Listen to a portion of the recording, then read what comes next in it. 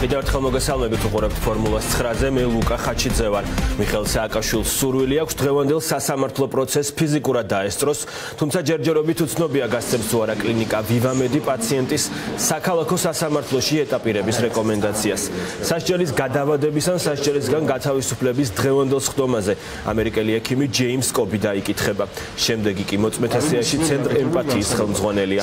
მარიამ ჯიშკარიანის თქმით ემპათიას კონსილიუმი ნოემბერი-დეკემბრის სამედიცინო ისტორიას გაეცნო, სადაც არანაირი დადებითი დინამიკა არ აღინიშნება. პირიქით სააკაშვილი ისევ მკვეთრად იკლებს წონაში და კვლავ მუდმივად აქვს ტემპერატურა. რადგან ჯანმრთელობა შეუქცევა და უარესდება დაცვის მხარე დღეს მოსამართლეს შუამდგომლობას წარუდგენს, რომელშიც განსაზღვრული იქნება თითო მოწმის გამოკითხვის დრო. საქმეში მრავალი მოწმის არსებობის გამო თუ სასამართლოები ამავე ტემპით გაგრძელდება, რომლითაც პროცესები აქამდე მიმდინარეობდა, მაშინ მიხეილ სააკაშვილის ჯანმრთელობის მდგომარეობა კიდევ უფრო გაუარესდება, ამბობენ ადვოკატები. სასამართლოს ვეთქვით, რომ განისაზღვროს თითო ექსპერტის დაკითხვის დრო. არ ვიცი, ეს 9 საათი იქნება, 1 საათი იქნება, კიდე რამდენიმე წუთში ამაზე ჩამოყალიბდებით და ეს მოგცემს იმის შესაძლებლობას, რომ ამდენი მოწმე დაიკითხოს უფრო სწრაფად დასრება უნდა, ჩართვა უნდა დასრება. მიმართული გვაქვს, ნახოთ რამდენად გადაწყვეტოს 300 პენიტენციურ წერილები დაეგზავნება არა მარტო უცხო ქვეყნის საელჩოებს, არამედ მათ მთავრობებს, პრემიერ-მინისტრებს, პრეზიდენტებს, მათ შორის ამერიკისას, რომ გააკეთონ ყველაფერი ამ ადამიანის სიცოცხლის გადასაჩენად. ჩვენ გავეცანით ნოემბერ-დეკემბრის სამედიცინო ფაილებსაც და მდგომარეობა კვლავ მძიმდება.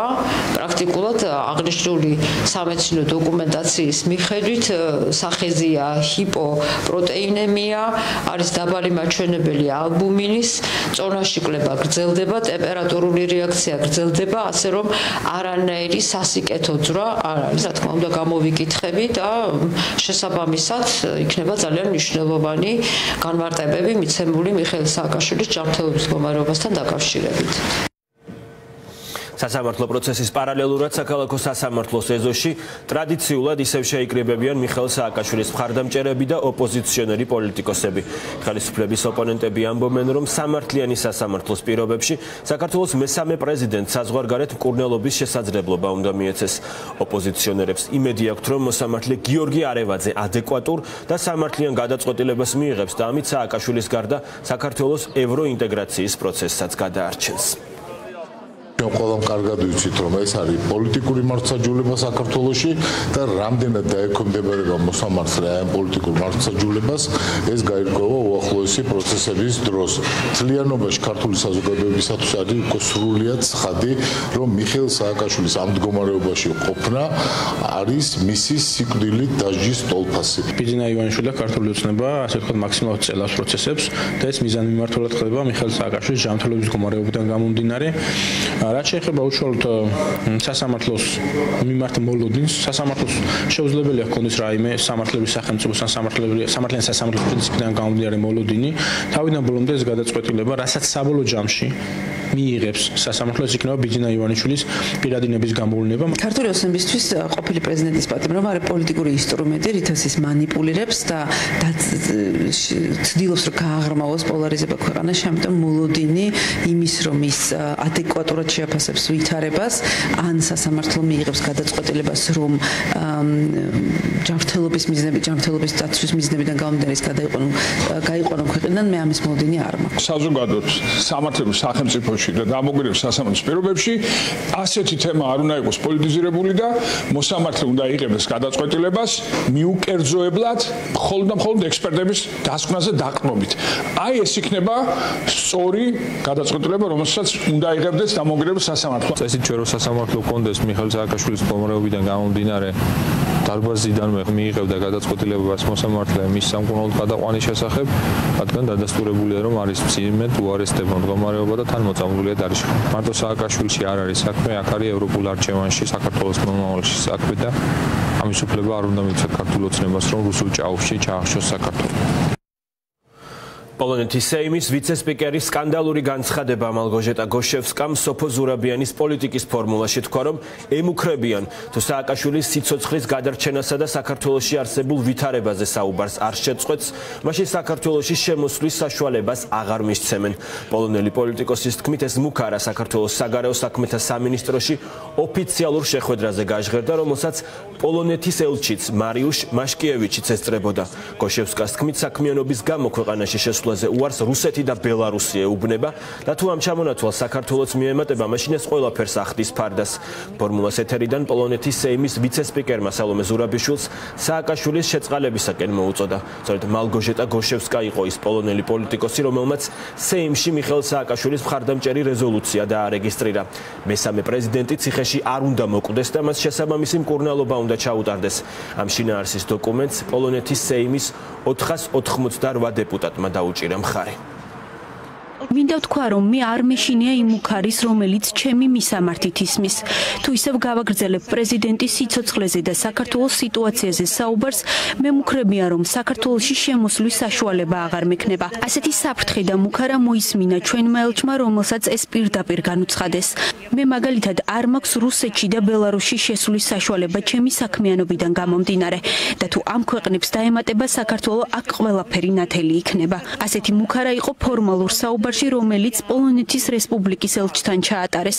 ოფიციალურ საუბარში გაისმა ეს მუქარა. იმედი მაქვს, აქამდე არ მივა საქმე.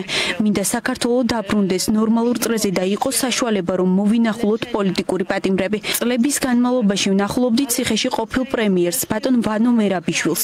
მაშინ მქონდა ამის საშუალება. ახლა არ მაქვს ამის საშუალება და რამდენჯერმე სააკაშვილის ნახვაზე უარი მითხრეს.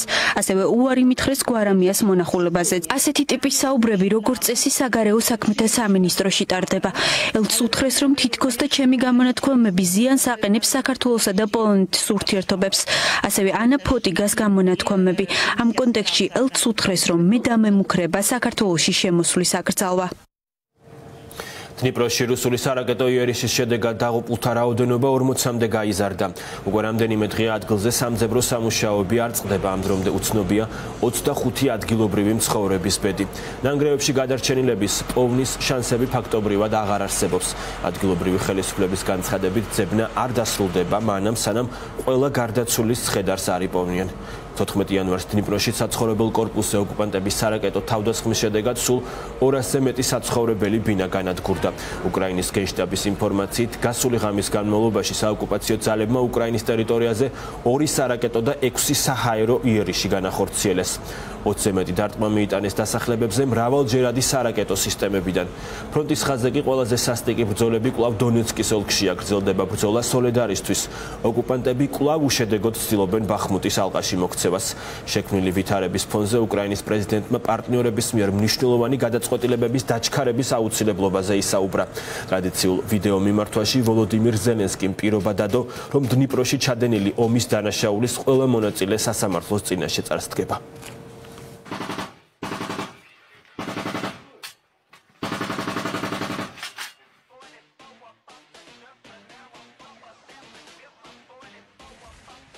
ამ ომის დანაშაულში ყველა დამნაშავე იქნება გამოვლენილი და პასუხისგებაში მიეცემა. ჩვენ გამოვიყენებთ ყველა ხელმისაწვდომ საშუალებას, როგორც ეროვნულ, ასევე საერთაშორისო დონეზე, იმისთვის, რომ ყველა რუსმა მკვლელმა, ყველამ, ვინც გასცემს და ასრულებს ბრძანებებს ჩვენი ხალხის წინააღმდეგ სარაკეტო ტერორის შესახებ, კანონიერი სასჯელი მიიღოს. ის, რაც მოხდა დნიპროში, ფაქტი, რომ რუსეთი ამზადებს ახალ მცდელობას ომში ინიციატივის ხელში ჩაგდების მიზნით. ფაქტი, რომ საომარი მოქმედებების ბუნება ფრონტზე მოითხოვს ახალ გადაწყვეტილებებს.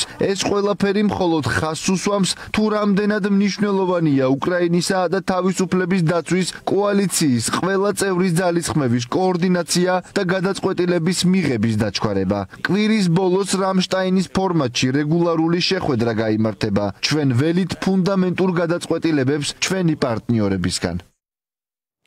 დიდი ბრიტანეთის თავდაცვის მდივანმა უკრაინისთვის სამხედრო დახმარების ყველაზე დიდი პაკეტის შესახებ გამოაცხადა. ბრიტანეთის პარლამენტში სიტყვით გამოსვლისას ბენ უოლესმა თქვა, რომ ახალი პაკეტი მნიშვნელოვნად გაზრდის უკრაინის შესაძლებლობებს, რაც ნიშნავს, რომ უკრაინა შეძლებს შეკავებიდან რუსული ჯარების საკუთარი მიწიდან განდევნაზე გადავიდეს. უკვე ცნობილია, რომ ოფიციალური ლონდონი კიევს ჩელენჯერ 2 ტიპის 14 ტანკს, ასევე ასობით ჯავშან მანქანას, მათ შორის ბულდოგის სახელით ცნობილ ჯავშან ტრანსპორტიორებს გადასცემს. ახალ პაკეტში ასევე შედის თვითმავალი ჰაუბიცები, 100,000 საარტილერიო და 100 მართვადი რეაქტიული ჭურვი. დიდი ბრიტანეთი პირველი ქვეყანა გახდება, რომელიც უკრაინას დასავლური ტიპის ტანკებს მიაწვდის. ბენ უოლესმა იმედი გამოთქვა, რომ სხვა მოკავშირეები შეძლებენ უკრაინელი სამხედროებისთვის ლეოპარდ 2 ტანკებით უზრუნველყოფას. მინისტრმა აღნიშნა, რომ ამ საკითხზე ყველაფერი გერმანიაზეა დამოკიდებული, რომელმაც შეიმუშავა და აწარმოებს ამ საბრძოლო მანქანებს. პოლონეთს დიდი სურვილი აქვს მიაწოდოს უკრაინას ლეოპარდის ტიპის ტანკები, ისევე როგორც ფინეთს. ეს ყველაფერი ამჟამად დამოკიდებულია გერმანიის მთავრობის გადაწყვეტილებაზე. არა მხოლოდ იმაზე მიაწვდიან თუ არა გერმანელები უკრაინას საკუთარ ლეოპარდებს, არამედ მისცემენ თუ არა ამის გაკეთების ნებართვას სხვებს. ჩემს გერმანელ კოლეგებს ამისკენ დაჟინებით მოვუწოდებ. გერმანიაში ამჟამად მიმდინარეობს კამათი, არის თუ არა ეს ტანკი შეტევითი იარაღი თუ თავდაცვითი. ეს დამოკიდებულია იმაზე თუ რისთვის იყენებ მას. თუ თქვენ იყენებთ მას თქვენი ქვეყნის დასაცავად, მე თავს დავდებ, რომ ეს არის თავდაცვითი იარაღის სისტემა. მეორეც, ეს არის საერთაშორისო კოალიცია. ვიცი, რომ გერმანიაში იყო გარკვეული შეშფოთება, რომ მათ არ უნდათ მარტო ამაზე წასვლა, მაგრამ ისინი არ არიან მარტო და ვფიქრობ, კონფერენცია რამშტაინში ამას აჩვენებს. ღიად პრორუსი აქტივისტი და კრემლის პროპაგანდისტი შოთა აფხაიძე უკრაინის პრეზიდენტმა სანქცირებულთა სიაში შეიყვანა.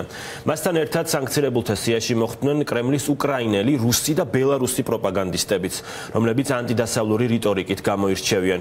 სიაში 1991 წელს დაბადებული შოთა აფხაიძე მოხსენიებულია როგორც რუსეთის მოქალაქე. მის წინააღმდეგ დაწესებული სანქციები ითვალისწინებს უკრაინის ტერიტორიაზე შესვლის შეზღუდვას, ფინანსური აქტივების ბლოკირებას, სავაჭრო ოპერაციების სრულ შეჩერებას და სხვა შეზღუდვებს. კრემლის პროპაგანდისტი საქართველოს პარლამენტმა 2013 წლის იანვრის ამნისტიის აქტით პოლიტპატიმრის სტატუსით გაათავისუფლა. აფხაიძე სასჯელს 2010 წელს ტელეკომპანია კავკასიის ეთერში მართლმადიდებელ მშობელთა კავშირის და სახალხო მართლმადიდებელი მოძრაობის წევრებთან ერთად შეჭრის და სიძულვით მოტივირებული ძალადობრივი ინციდენტის გამო იხდიდა. შოთა აფხაიძე ხშირად არის რუსული ტელეკომპანიების სტუმარი, სწორედ ამ პლატფორმებიდან აკეთებს ის ანტიდასავლურ, ანტიუკრაინულ განცხადებებს, მათ შორის თავს ესხმის ქართულ პროდასავლურ ოპოზიციურ პარტიებს და არასამთავრობოებს. ბატონი აფხაიძე, რომელიც არის ვითომ პოლიტპატიმარი, რეალურად არის რუსეთის წარმომადგენელი, კრემლის წარმომადგენელი და ის წლების განმავლობაში ანტიქართულ, ანტიევროპულ კამპანიას ეწეოდა საქართველოში და ის საუბრობს რუსული მედიით, რომ ლევან ხაბეიშვილი, ლაშა ფარულავა, ვასო ურუშაძე, ირაკლი ფავლენიშვილი ეწევიან საქმიანობას, რომლითაც ხელს უშლიან რუსული სანქცირებული პროდუქციის შემოსვლას საქართველოში. ეს ნამდვილად ესეა, ვადასტურებთ, ჩვენ ყველაფერს ვაკეთებთ იმისთვის, რომ საქართველო არ გადაიქცეს შავხრელად და გასაღების ბაზრად რუსული სანქცირებული კომპანიებისთვის. ლევან ბერძენიშვილის ლექციის ჩაშლაზე შინაგან საქმეთა სამინისტროს გამოძიება ამ დრომდე არ დაუწყია. არა და არასამთავრობოების შეფასებით პოლიციამ საკუთარი მოვალეობა არ შეასრულა, რის გამოც მოქალაქეს გადაადგილების და ინფორმაციის გავრცელების შესაძლებლობა შეეზღუდა. მსგავსი ფაქტების რეაგირების გარეშე დატოვება ზრდის სამომავლოდ ძალადობის წახალისებას, ამბობენ იურისტები. ბერძენიშვილის ლექციის ჩატარების შესაძლებლობა ანტიდასავლურმა დაჯგუფება ალტინფომ შეუზღუდა. ლევან ბერძენიშვილმა თქვა, რომ ადგილზე მხოლოდ 3 პოლიციელი იყო, მოგვიანებით ეს ფორმულას მოპოვებულმა კადრებმაც დაადასტურა, რომელშიც ჩანან, როგორ იკრიბებიან ადგილზე ძალადობრივი ჯგუფის წარმომადგენლები, თუმცა იქ არ არიან სამართალდამცველები. პოლიციელთა წინააღმდეგ გამოძიების დაწყებას ითხოვს და დამოუკიდებელ საგამოძიებო სამსახურს მიმართავს პარლამენტის 3 დეპუტატი. ოპოზიციონერებმა უკვე გაუგზავნეს შესაბამისი წერილი შინაგან საქმეთა სამინისტროსაც. პრობლემა არის ის, რომ ეს ამის რაღაცნაირად ნორმალიზება ხდება, რომ თითქოს თუ კი გარკვეული ჯგუფი შეიკრიბება, მერე მათ შეუძლიათ სხვადასხვა უფლებები შეუზღუდონ მოქალაქეებს, ხო, ერთ შემთხვევაში შეიძლება იყოს გამოხატვის თავისუფლება, მეორე შემთხვევაში შეიძლება ეს იყოს თქვათ ინფორმაციის გავრცელება, გაზიარება და ასე შემდეგ.